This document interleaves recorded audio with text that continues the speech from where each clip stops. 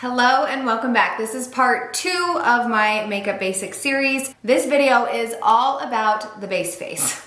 All about that base. I said this in the last video, but I swear if you are confident in those few key products that you use every single time you do your makeup and you've got that routine down, it'll give you so much more confidence in getting ready quicker, but also in your makeup game. Like if you feel confident in that routine that you can fall back on, it'll also give you more confidence to try new things and to experiment and play around. I don't know, and just when you look good, you feel good, okay? Sometimes I feel so silly even talking about this because I get it, like makeup can be trivial, but at the same time, like there's so much confidence to be found in your skills and your capabilities, and that is what I'm here to help you with. So we're gonna talk about the base face today. And the base face are the products that you use every single time you do your makeup. So kind of like the first things on your face, and then you play around with like the color and the other stuff. But like these are the things that you typically don't change up. I very, very, very rarely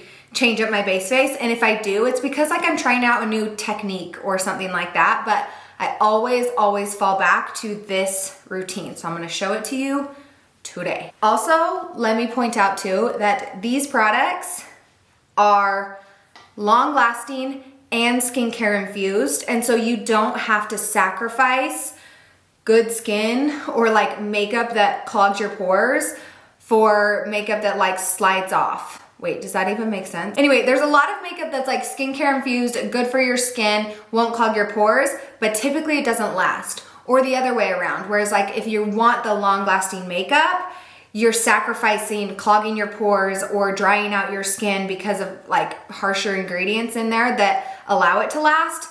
You don't have to sacrifice with this makeup that I use and that I share with you. You get the long lasting, transfer resistant, water resistant aspect of it, and it's hydrating, skincare infused, good for your skin, not going to clog your pores. So there's no sacrificing here, okay? You just get the best of both worlds. All right, let's dive into it. So first thing, I already prepped my skin. Got a video on that about the skin prep. That is like part 1 of Makeup Basics. Now we're on to part 2, the base face. And first thing I do is I tackle any color correction that needs to happen. I'm having actually a fairly good skin day, not fairly good, I'm having a really good skin day today.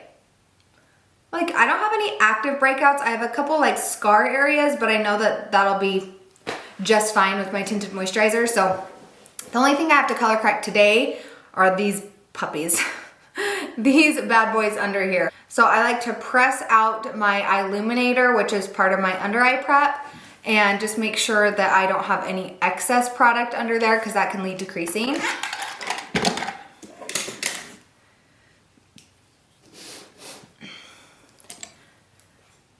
And I'm going to color correct these dark circles under here. My dark circles are genetic. They also have to do with my allergies.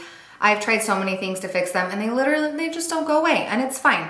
So we color correct them. So there's a lot of like a blue and kind of purple darkness in there. And so I use a product that has a peach undertone to help counteract that. And then we go in and conceal. Orange is across from blue on the color wheel, so they cancel each other out. This is Oat Milk Shadowsense. It is a limited edition. I'm hoping they make it permanent. If they don't, Candlelight has also worked for me, but anyway, I use this on a teeny tiny brush. This is an eyeshadow. It's a cream eyeshadow, but you can actually use these eyeshadows all over your face. So I use them in this under eye area, and I really like it because they are like really, really budge proof. But they are a more dry formula than a typical concealer would be. And so you need to make sure that your under eyes are very, very hydrated to prep for this. And then a tiny bit is all you need. You really don't need that much. Actually, using too much is gonna be worse off. I take it on a little pencil brush and I just press it directly on the darkness that I want to cover. And it is gonna look orange. It does look a little bit orange, but that's okay because it counteracts the blue, and then we will conceal.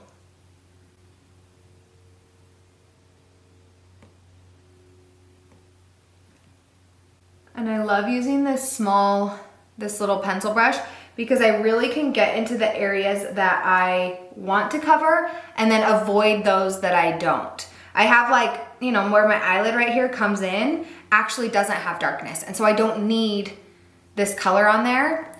And I used to just like throw a ton on and use a big fluffy brush to blend it, but then I felt like that was like a little too orange and dark in that area. Anyway, switching to this tiny little brush and being very precise has made a massive difference. All right, you see that difference right there? So that is the under eye area. Next, and not everyone needs this, by the way. If you don't have anything to color correct, that is wonderful. Color correction would also include, like if you have a lot of redness in your skin, you could use a green concealer over top. If you have like a red angry breakout, you could use a green concealer to cancel that out before you go in with your foundation or tinted moisturizer.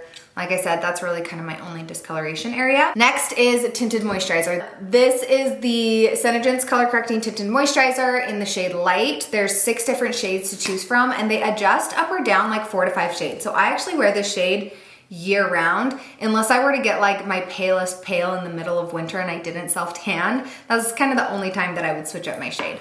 So this is the Light, and I'm just gonna put a little bit on my face, and then I have this trick that I like to do with my tinted moisturizer, foundation, concealer, all those 3 things. But I spread it around and I don't totally blend it in. I don't know if you can tell on camera, but it is not blended. It is just spread.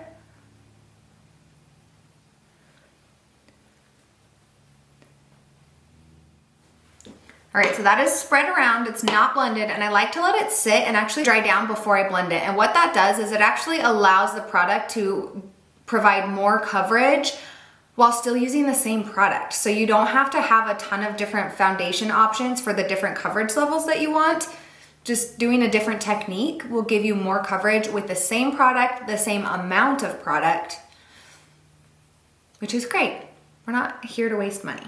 While that is drying down, I am going to put my brow gel in my brows. This is the clear brow gel, and it's actually helped to grow my brows and also softens them over time too. And so I can get like a fluffy laminated brow look without having to actually laminate my brows. And I hate laminating my brows. Like, I've never liked the way that my brows look when they're laminated. They're almost like too flimsy. So this brow gel is my favorite. It is so good. And it's not crispy or crunchy or shiny or any of those annoying things from a brow gel. It's so, so good. And I use it every single day.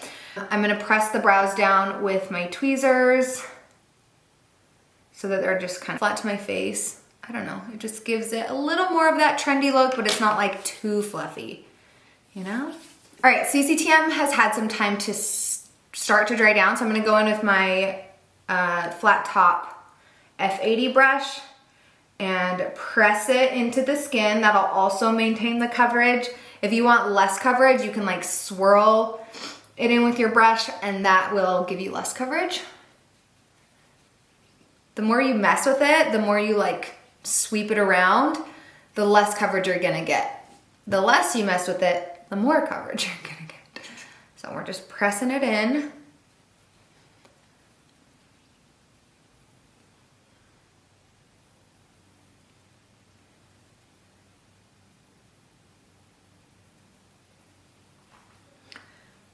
And this tinted moisturizer is awesome. It's lightweight, it's really comfortable. It's not a ton of coverage, but it evens out the skin. So it almost looks like you're wearing full coverage. Not full coverage, but it's like a medium coverage. It lets your skin still look like skin. It's not slippery like a lot of tinted moisturizers are, where they're just like a barely there. I never liked a tinted moisturizer until I tried this one. Like, I just couldn't get on board with them. I didn't see the benefit of them. I also didn't have great skin at the time. And so I always felt like I needed way more coverage. And this is like the perfect mix of good coverage, but still lightweight and a skin-like finish.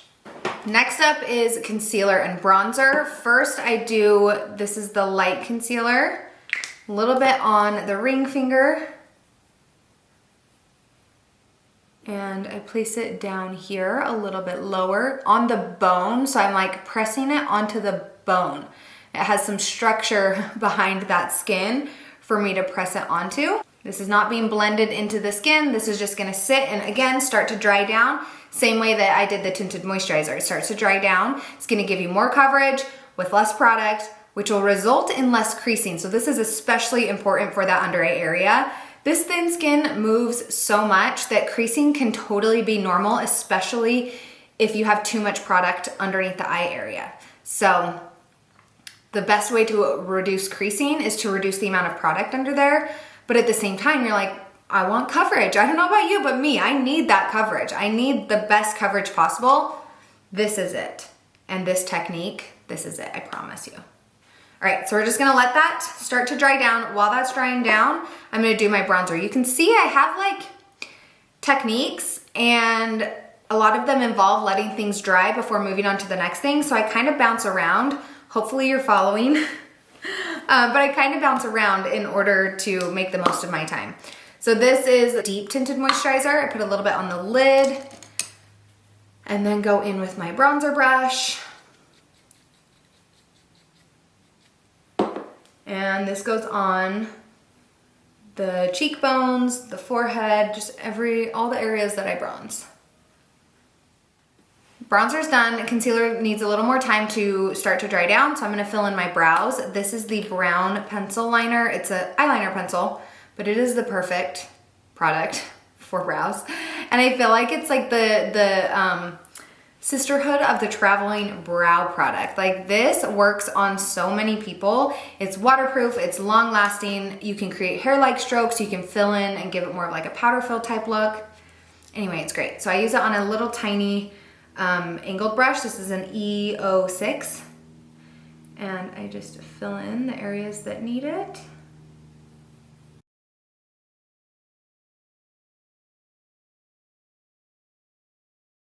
Brows are done. Now I will go in and blend out my concealer with the concealer brush, and I'm pressing again.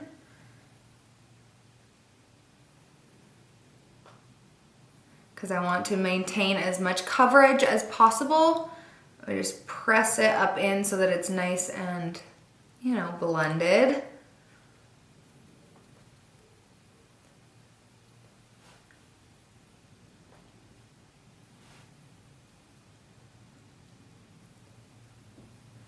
All right, there you have it. This is the base face. These are the products that I use every single time I do my makeup, prepping for the colors that I'm going to add, and then I also have my finishing products. So you'll notice I didn't finish my under eyes with a powder, and there's a couple reasons for that, which I'll touch on in a later video. We'll get to that when I get to, I think it's gonna be in part 4. So anyway, I hope you guys found this video helpful.